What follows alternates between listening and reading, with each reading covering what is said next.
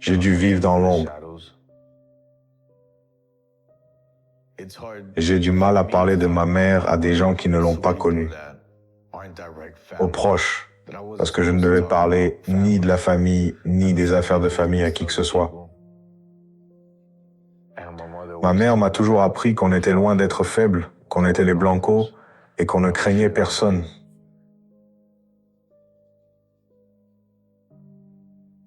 J'ai commencé à comprendre que ma mère n'était pas quelqu'un d'ordinaire. Elle était autre chose.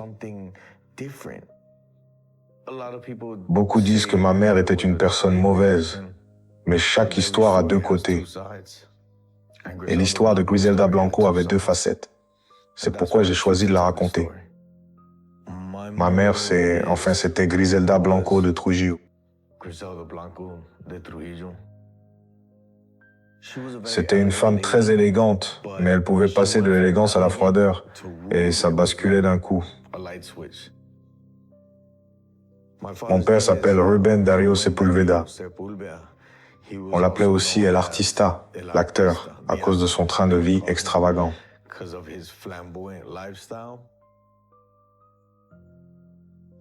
Il jouait les célébrités, mais tu savais bien que c'était ma mère qui menait tout. Il connaissait ses limites, et quand elle disait quelque chose, il n'avait plus qu'à se plier. Je suis né presque 10 ans après mon frère aîné. Elle ne comptait plus avoir d'enfants. Puis moi, je suis arrivé. Je savais que on était différents et je savais bien que la patronne, c'était elle.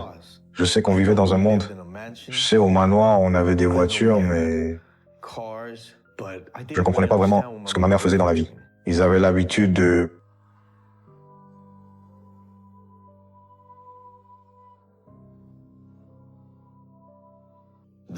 On l'appelait le caméléon. Elle savait changer d'apparence.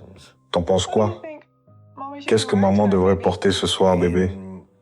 Dans la grande chambre de ma mère, elle avait toujours, tu sais, ces petites têtes rondes sur lesquelles elle posait ses perruques et elle portait des perruques de plusieurs couleurs, de styles différents. Et elle se faisait belle avant de sortir avec mon père ou d'aller à un rendez-vous d'affaires. Et moi, je faisais, c'est quoi toutes ces perruques, maman? Oh, mon cœur, celle-ci est jolie. Comment dire? Elle se fondait dans le décor. Elle-même. Et puis elle a commencé à me dire, voilà, si jamais quelqu'un te demande, tu connais nos noms, je m'appelle Béatrice, et ton père, c'est Tony. Et moi, je fais, non, c'est pas vrai. Toi, t'es Griselda et lui, c'est Dario. Ils me répondent non. Moi, c'est Béatrice et lui, c'est Tony. On s'appelle comment? Et elle me faisait répéter sans arrêt. Et si les gens demandent comment on s'appelle? Tu te souviens? Béatrice et Tony. Bien joué. Je l'avais tellement intégré que quand les voisins me demandaient le nom de mon père, je répondais Tony et Béatrice. Je pensais que ma mère était une espèce de star. Tu sais, je la voyais comme une actrice. Je ne savais pas. Je croyais juste que ma mère s'amusait avec toutes sortes de perruques colorées, de tenues et de lunettes.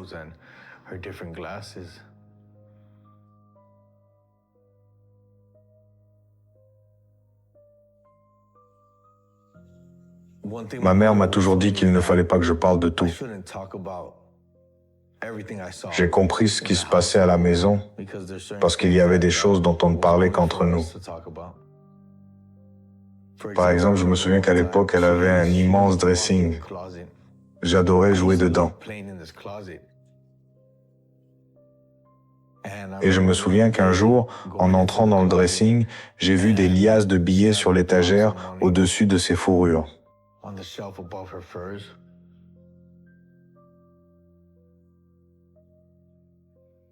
Alors, ça t'a servi de leçon?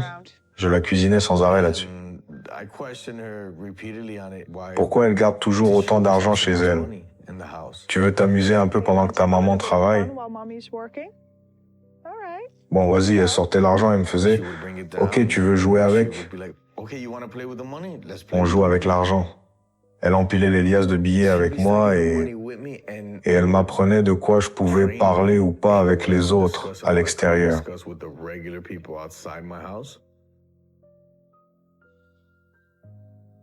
Quand on me demande comment ça se fait que vous soyez si riche, que vous ayez des limousines Mercedes, ma mère m'a toujours appris à dire qu'on était dans l'immobilier et surtout, ne dis à personne que j'ai tout cet argent dans le dressing. Je savais que c'était notre petit secret, mais je ne réalisais pas que les parents des autres n'avaient pas de liasses de billets dans leur dressing.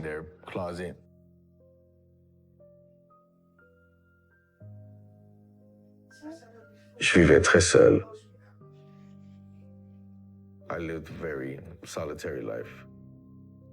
Je n'ai pas vraiment de souvenirs où je jouais avec beaucoup d'enfants. Je n'avais pas le droit d'aller à l'école. J'étais scolarisé à domicile par un précepteur privé. À une époque, je ne sortais même plus de la maison. Il m'arrivait de voir des enfants du quartier faire du vélo et je demandais à ma mère, « Je peux sortir jouer avec les enfants ?» Et ma mère me répondait, « Pas aujourd'hui, demain. » Et moi, c'est ce que tu m'as dit hier. Et puis elle me répétait, « Pas aujourd'hui. » Et je lui demandais pourquoi. Elle me disait que je devais de comprendre que je n'y étais pas vraiment en sécurité. Et je restais coincé chez moi des jours entiers.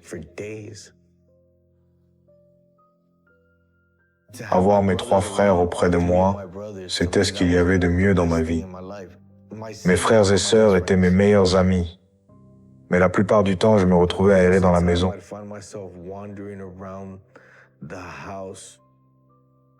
Comme par hasard, cette fois-là, elle avait laissé son petit sac à main sur la table de la salle à manger. J'ai foncé à l'intérieur et, curieuse comme j'étais, je voulais voir ce qu'il y avait dans son sac. Je me souviens avoir ouvert son sac et vu l'arme.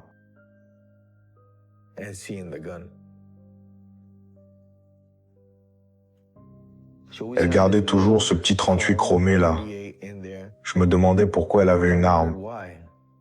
Je la revois entrer dans la chambre et me surprendre à fouiller dans son sac. « Qu'est-ce que tu fais ?» Elle m'a hurlé dessus et m'a dit « Ne refais plus jamais ça. Tu ne touches plus jamais à ça. » Elle commence à m'expliquer « Si je dois avoir cette arme, c'est à cause de, tu sais, la grosse bague de maman.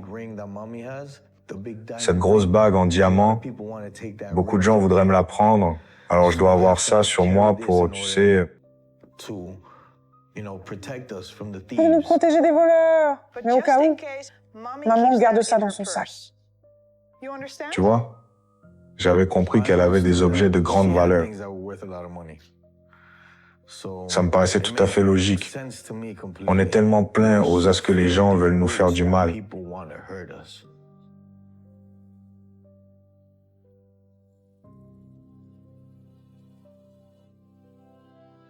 Faites sortir Michael d'ici. On m'a escorté jusqu'à la pièce d'à côté et quelques minutes plus tard, j'ai commencé à entendre les cris. Non, arrêtez. Plus jeune, j'ai compris qu'on n'était pas une famille comme les autres.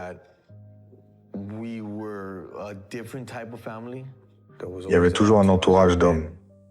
Et je voyais de plus en plus d'armes. Pour moi, c'était « Ah, ils nous protègent parce qu'on est tellement riches. » Mais quand des gens vivent chez vous 24 heures sur 24, ce ne sont plus des gardes du corps. Ils faisaient partie de la famille.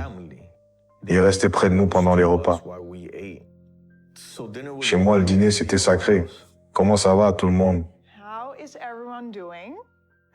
Et je me souviens qu'un jour, un type qu'on ne voyait jamais à la table de la famille est arrivé. Il débarque armé à table et ma mère a pété les plombs.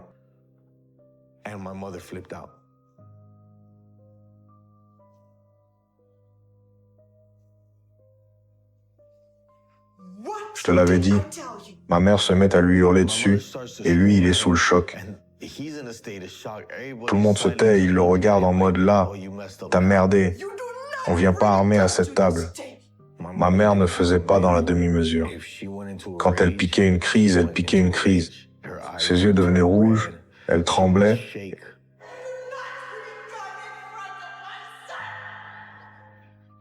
Si elle ne frappait pas la personne, elle finissait par être à 2 doigts de le faire. Désolé, je ne savais pas. Et elle a dit, ne refais plus jamais ça, bon sang.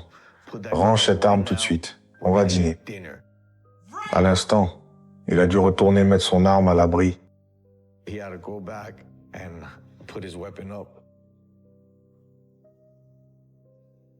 il ne l'a plus jamais fait, je peux vous le dire. Je pensais que c'était normal que les hommes se promènent armés. Je croyais que tout le monde avait de la sécurité. C'est dingue cette image. La photo a été prise à Walt Disney World. Et là, vous voyez les 4 hommes derrière. Il y en a un, c'est mon oncle, et tous les autres sont des gardes du corps. Vous pensez que c'est normal? Quand tu ne peux même pas partir en vacances sans être entouré de gens mauvais. Mais pour moi, c'était normal.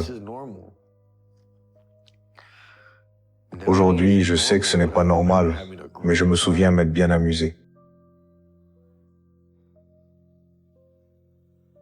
Je me suis attaché à plusieurs gardes du corps qui nous entouraient. Faut pas oublier, j'étais une enfant. J'avais pas d'amis. Alors quand l'un d'eux disparaissait, ça me faisait quelque chose. C'était ma famille. Ma mère veillait toujours à ce qu'une personne en particulier reste près de moi. Il était comme un grand frère. Je le voyais au réveil, je le voyais au coucher. Je le voyais du matin au soir, je l'adorais, c'était mon meilleur ami. Et puis un jour, il n'était plus là. Alors je me lève et là, je me dis, il est où Mario? Mario? Mario? D'habitude, Mario vient me tirer du lit pour qu'on aille prendre le petit déjeuner. Mario? Personne ne répond. Et là, j'entends la voix de ma mère. Michael, mon chéri, où est Mario? Mario a dû partir, tu comprends. Et moi, je me disais, ça veut dire quoi? Oui, Mario est parti à la fac. Quand les gens disparaissent, ils vont à la fac. Elle me disait, Michael, parfois, ils doivent retourner à la fac pour mieux apprendre. Et moi, je ne comprenais pas comment ça. Mais il traînait avec nous depuis longtemps. Comment il a pu partir comme ça? Et puis je me disais, pourquoi il y a autant de gens de notre famille à la fac? Je devrais être content pour lui. Ma mère avait une règle. On lui demandait 1 ou 2 fois. Après ça, j'ai un peu compris qu'elle voulait pas partager. Et je devais respecter ça parce que je ne voulais pas la mettre en colère. C'était souvent arrivé avec d'autres membres de la famille. Ils disparaissaient. On est censé s'habituer à ça, paraît-il, mais c'est pas normal. Dans une famille normale, les gens ne disparaissent pas pour toujours. J'étais loin d'imaginer ce qui leur était vraiment arrivé.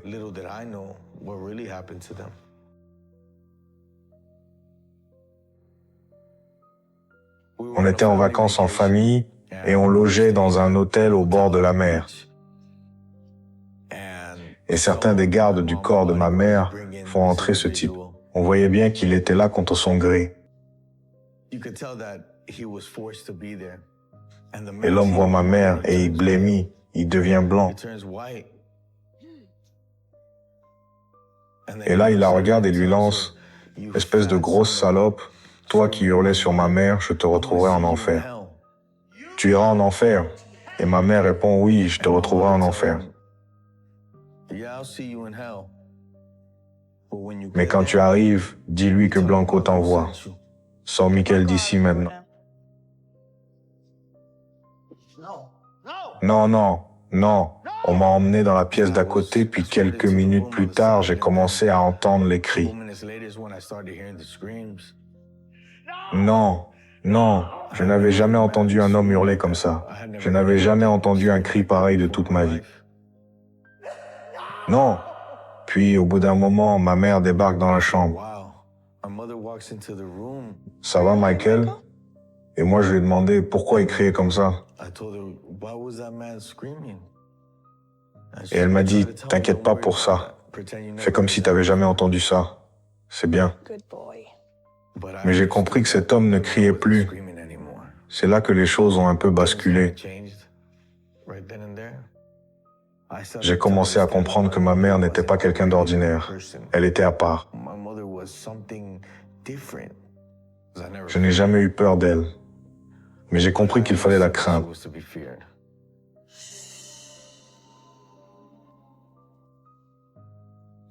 Cet homme travaillait pour mon père. Je vois un des hommes lui balancer de l'essence dessus. Et là, j'ai pu voir la colère dans les yeux de mon père.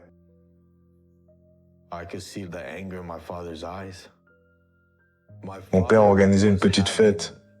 Il avait mis de la musique. Il y avait des gens qui dansaient. J'étais censé rester à l'étage, mais je suis descendu en vitesse voir ce qui se passait. Je vois une très belle femme en rouge de la tête aux pieds. Elle est époustouflante.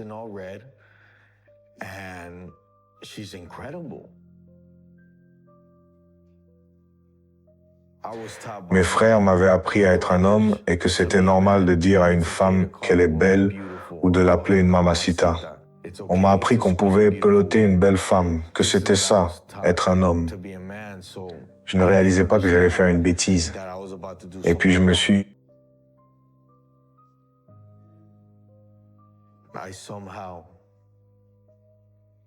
J'ai passé la main sous sa robe et je l'ai attrapé. On aurait dit une scène de film. La musique s'est arrêtée. Qu'est-ce que tu fais? Tu crois que tu peux toucher une femme comme ça? C'est ça? Son mari était juste là et il a lâché, ce petit enfoiré. Et il m'attrape d'un coup. Mon père l'a entendu me traiter de petit-fils de pute et m'empoigner violemment. Tout ce dont je me souviens, c'est que mon père lui a dit « Qu'est-ce que tu as dit? Comment tu viens d'appeler mon fils? Tu as manqué de respect à mon fils. » Ça a rendu mon père fou de rage. Je voyais la colère dans les yeux de mon père. Tu débarques chez moi. Tu manques de respect à ma famille. Les gars, sortez-moi ce type d'ici. Mon père dit à un des gardes du corps, emmène mon fils à l'étage, tout de suite. En montant l'escalier, je les vois l'emmener de force. Un des hommes me pousse dans ma chambre et j'entends les coups de feu.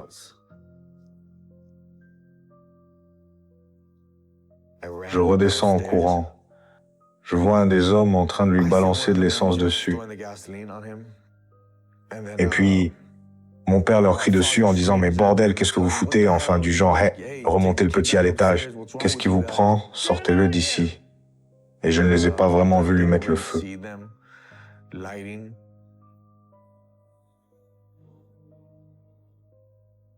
Mais j'ai senti la chaleur du feu. Même si j'étais à l'étage dans ma chambre, je savais que d'une manière ou d'une autre, c'était ma faute. Vous savez, j'ai touché sa femme là où je n'aurais pas dû la toucher. Ça mente encore aujourd'hui. C'est quelque chose que je n'oublierai jamais.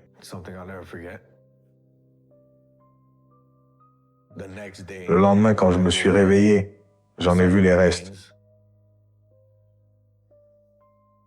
Quand j'ai raconté à ma mère ce qui s'était passé, elle n'a pas été surprise.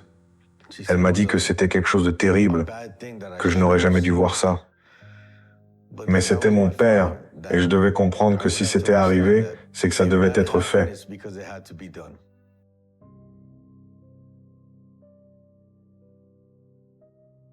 Je me souviens d'une nuit où je me suis réveillé en entendant ma mère et mon père se disputer. « Mais pour qui tu te prends, bordel ?» « Griselda, arrête ça, s'il te plaît. » Je sors de la chambre et je les vois se hurler dessus. Ma mère en larmes, et je l'entendais pleurer et hurler sur mon père. Quel salaud il était, et comment avait-il pu lui faire ça? En fait, mon père trompait ma mère avec une Américaine. C'était une grande et belle femme blonde, alors j'imagine que ma mère l'a pris très personnellement. « Sors de chez moi tout de suite. » Je l'ai entendu lui dire, « Espèce de fils de pute, t'inquiète pas, je vais te la tuer, cette salope de gringa. » Elle devenait de plus en plus furieuse. Et puis je voyais mon père lui tenir tête. « Qu'est-ce que tu veux ?» Ce qui n'était pas une bonne idée parce que c'était ma mère qui commandait. À ce moment-là, j'ai compris que leur mariage était terminé. Je l'ai compris. C'était fini. Mon père n'avait plus sa place dans le foyer de ma mère. Je n'ai plus jamais revu mon père avec cette dame. Et j'ai trouvé ça bizarre que cette dame que j'avais vue avec mon père plus d'une fois ait tout simplement disparu.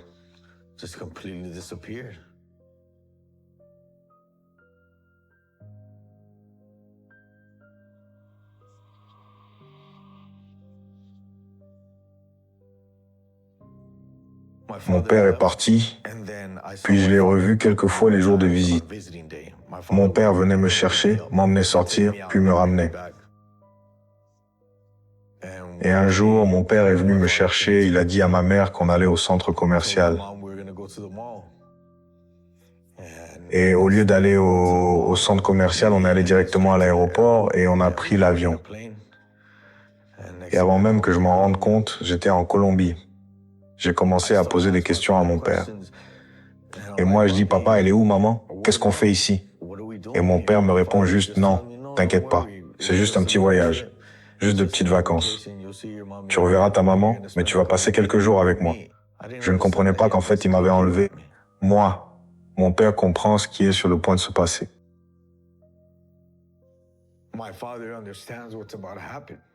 Alors mon père se met à courir. Et tout ce que j'entends, c'est ce canyon.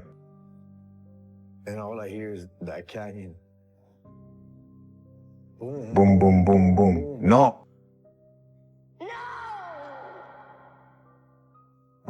Mon père m'avait fait sortir du pays sans l'autorisation de ma mère. En gros, il m'avait kidnappé. Et alors qu'on se dirige vers la ville, des policiers nous demandent de nous arrêter.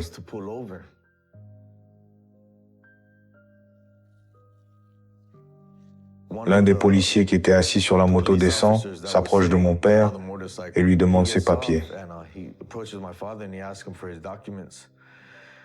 Et mon père parle avec l'agent, genre, « Il y a quelque chose qu'on peut faire ?»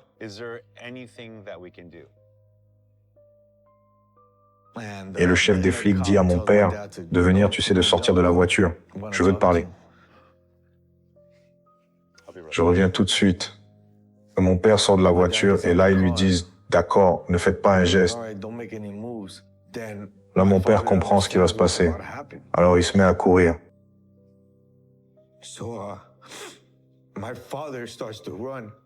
Il détale et je vois un petit homme avec un Uzi. Je l'entends et je le vois.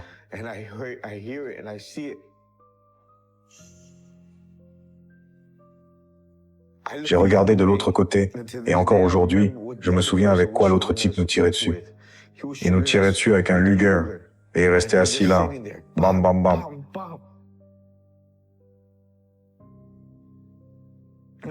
Et je regarde mon père, il est criblé de balles et il saigne de partout.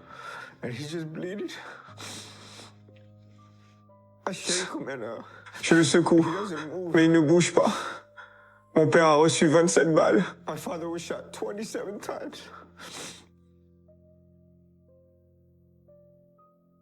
Ça a été le pire jour de ma vie. Ma mère a envoyé quelqu'un me chercher et au bout de quelques jours, peut-être une semaine, j'étais de retour à Miami. Oh Michael, oh mon chéri, je suis si heureuse que tu sois rentré. J'étais tellement heureux de retrouver les bras de ma mère. Et elle m'a simplement serré contre elle. J'ai pleuré un petit moment. Les gens ont commencé à répandre la rumeur selon laquelle c'était ma mère qui avait fait tuer mon père pour m'avoir kidnappé. J'ai demandé à ma mère qui était responsable du meurtre de mon père. Et elle me disait que c'était nos ennemis. Elle m'a dit, « Tu as vu ce qui est arrivé à Papi. » Les mêmes personnes qui s'en étaient prises à mon père essaieraient sûrement de me faire du mal à nouveau. Qu'ils lui feraient la même chose qu'on devait se protéger l'une l'autre et que la seule chose qui comptait pour elle, c'était moi. Tout va bien se passer. Tu me fais confiance? Oui, je te fais confiance, maman. Ma mère est devenue si protectrice envers moi qu'elle était toujours avec moi partout où nous allions. Je ne pouvais même pas dormir dans ma propre chambre. Je devais dormir à côté de ma mère tous les soirs et je devais être avec elle partout. Je me suis énormément attachée à elle. Ne t'inquiète pas. Maman va te protéger.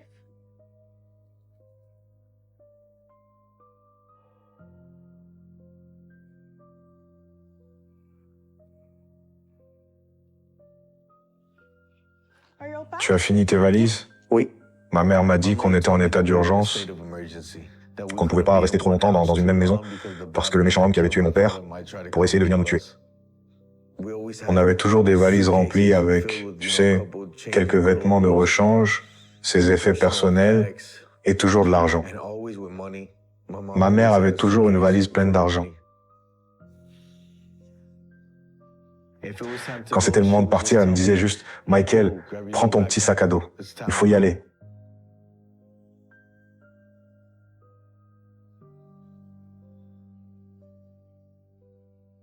Elle m'a aussi parlé des types avec les 3 lettres sur leur veste.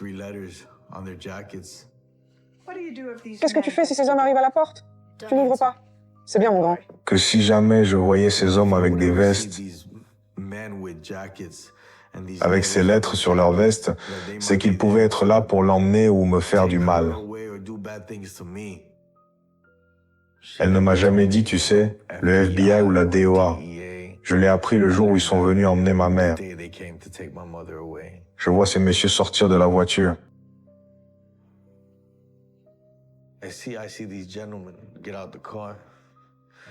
Et c'était quoi? Des messieurs avec des vestes bleues, avec des lettres dans le dos et sur le devant. Et ma mère m'avait déjà mis en garde contre ces messieurs.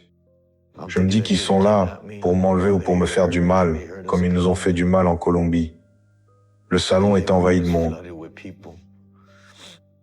Et ils sont en train de tout démonter, les murs, les canapés. Il y avait une telle agitation que je ne savais pas ce qui se passait. Vous savez, il y avait des centaines de personnes ici, dans ma maison. Qu'est-ce qu'ils font chez moi? Ils sont en train de mettre ma cuisine à sac. Ils cherchaient des trucs, je ne savais pas quoi à l'époque. Ils m'ont fait monter les escaliers et ma mère était assise là, à côté de la Bible, en train de pleurer. J'ai dit, mon Dieu, je vous l'ai déjà dit, ce n'est pas à moi. Qu'est-ce que vous voulez? Avant ce jour-là, je me souviens pas avoir déjà vu ma mère pleurer.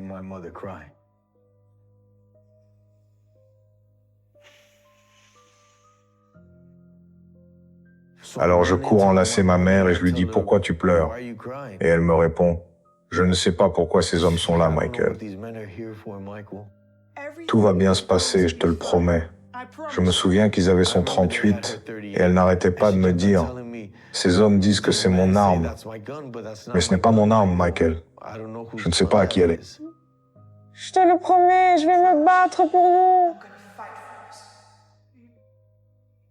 Elle n'arrêtait pas d'essayer de me rassurer. Ne t'inquiète pas, ces messieurs se trompent. Ils me prennent pour quelqu'un d'autre. Ce jour-là,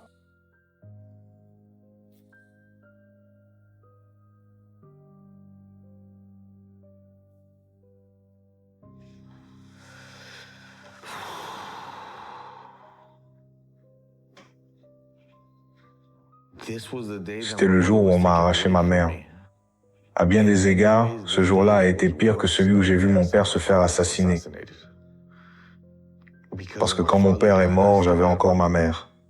Et je la regarde dans les yeux et je me demande, à quoi tu penses là maintenant? Est-ce qu'elle savait qu'elle allait passer les 20 années suivantes et quelques en prison? Ce regard, c'est celui d'une femme toujours déterminée à gagner, même si elle venait de tout perdre à cet instant-là. Et on a tout perdu à cet instant-là. À ce moment-là, la partie était finie. C'était terminé.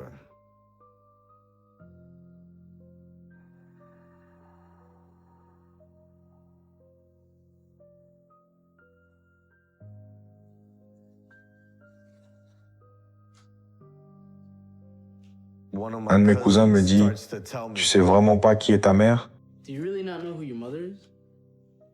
Qu'est-ce que tu veux dire? Il me dit, tu sais bien que ta mère, c'est la madrina. Ta mère, c'est la patronne de mon père, de ma mère, la patronne de tout le monde. Et moi, je dis, patronne de quoi? Michael, ouvre les yeux. Et c'est ce qu'il me dit. Il me dit, ta mère, c'est la reine de la cocaïne. Tu ne sais vraiment pas qui est ta mère? Je sais que c'est quelqu'un de très important. Mon cousin plus âgé me gardait et il m'a dit, ta mère, c'est la reine de la cocaïne. C'est elle qui contrôle tout ça. Ta mère, c'est la veuve noire. C'est la patronne des patrons pour tous les Colombiens. Je n'arrive pas à croire que tu ne le savais pas. C'était comme dans les films, quand toute ta vie défile devant tes yeux et que tu vois la bande se rembobine avant de repartir en accéléré.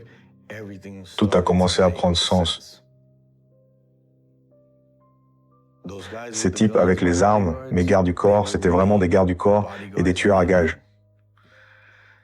Les différentes maisons étaient en fait des planques. Les situations violentes, c'était comme dans Le Parrain, sauf que ça se passait dans la famille Blanco. J'ai compris que j'étais comme Michael Cole dans le film, sauf que dans mon film, il n'y avait pas de parrain. Il y avait une marraine et c'était ma mère. Au départ,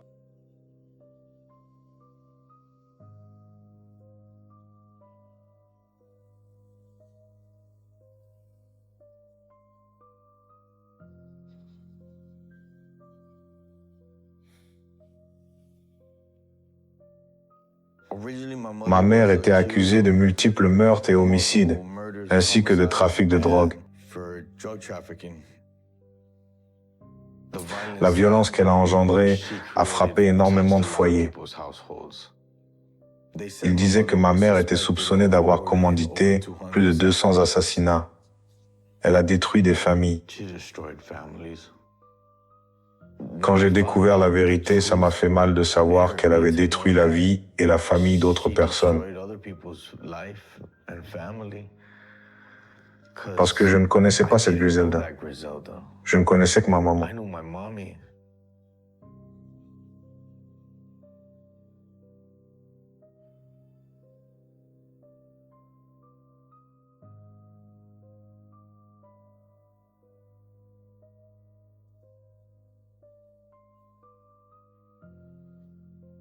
Croyez-le ou non, j'adore cette photo. C'était une période difficile de ma vie, mais le jour des visites était le jour le plus heureux de la semaine pour moi, pendant mon adolescence. Pendant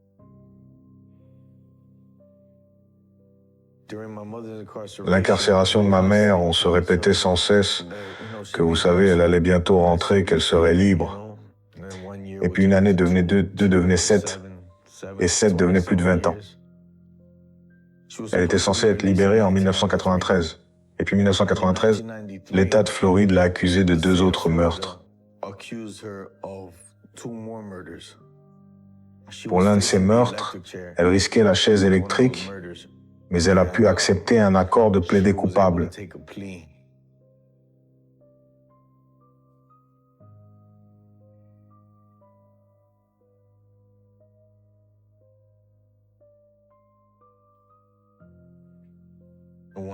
Un jour, après quelques whisky, mon frère a décidé de prendre sur lui et de me dire la vérité après lui avoir demandé. Après l'avoir harcelé. Allez, dis-moi ce qui s'est passé. Tu es sûr de vouloir connaître la vérité? Ouais. Il m'a dit oui, Michael.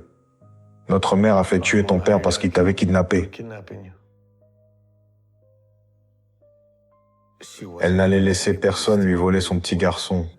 Tu sais, quand tu sais quelque chose, mais que tu aurais préféré ne jamais le savoir, je le savais. Et encore aujourd'hui, j'ai presque envie de continuer à me mentir en me disant que ce n'était pas vrai. Tu sais, parce que ça fait mal. Je suis allé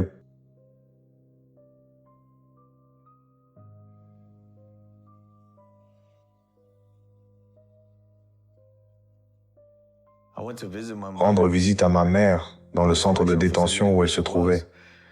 Et vous savez, je voulais juste entendre la vérité. J'ai juste besoin de savoir. J'ai dit à ma mère vraiment qui a tué mon père. C'était toi? Et elle m'a dit non, papa, tu sais qui c'était. C'était nos ennemis. Elle ne me l'a jamais avoué. Pas une seule fois. Mais quand je l'ai regardée dans les yeux, j'ai compris. J'ai vu une femme effrayée qui ne voulait pas dire la vérité à son enfant.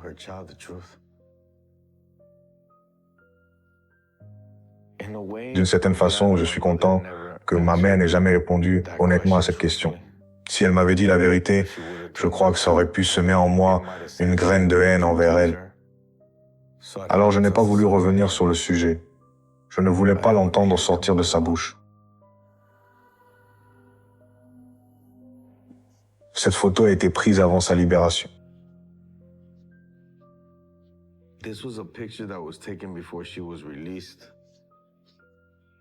Je vois une personne perdue parce qu'elle ne sait pas ce que demain lui réserve. Elle ne sait pas ce que le monde réel lui réserve. À sa sortie,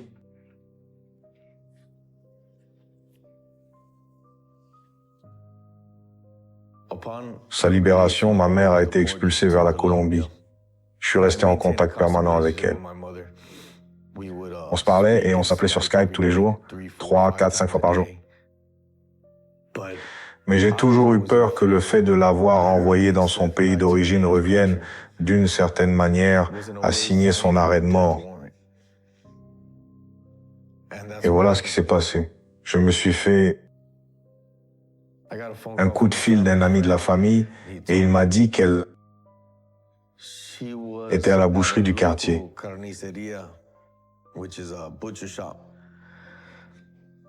Deux individus sont arrivés à moto.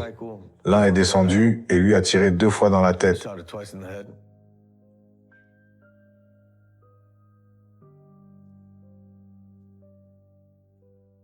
Je me suis effondré, j'étais sous le choc.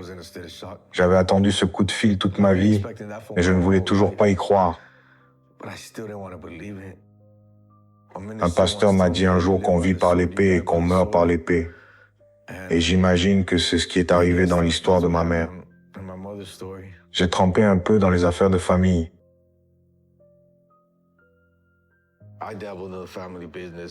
C'est de notoriété publique. J'ai eu des arrestations, des histoires, j'ai appris à mes dépens. J'ai dû choisir de rentrer complètement dans la légalité.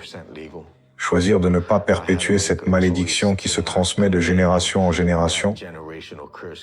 Parce que c'est exactement ça, une malédiction familiale.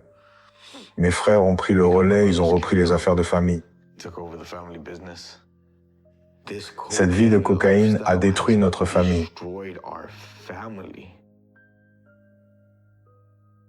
J'ai perdu plus de 22 membres de ma famille. Mon père, mes frères, mes cousins.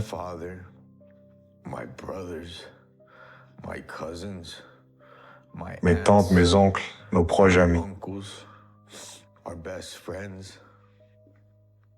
Je suis l'un des derniers hommes de la famille. Le dernier frère Blanco. Ça n'en vaut pas la peine. Et tout l'argent du monde ne fera pas revenir ma famille. Tu pardonnes à ta mère? Oui, je lui pardonne. Je lui pardonne tout. Tu sais qu'elle a tué ton père? Même pour ça. Même pour la mort de mon père, je peux lui pardonner. Parce que quoi qu'il arrive, ma mère, c'était quelqu'un qui m'aimait. Quelqu'un qui m'aimait plus que personne. Ma mère m'a dit un jour qu'on avait tous un choix à faire. Ils ont choisi de vivre cette vie-là. Je choisis de briser toutes les malédictions héritées. Au nom de Jésus, Amen. In Jesus' name, amen.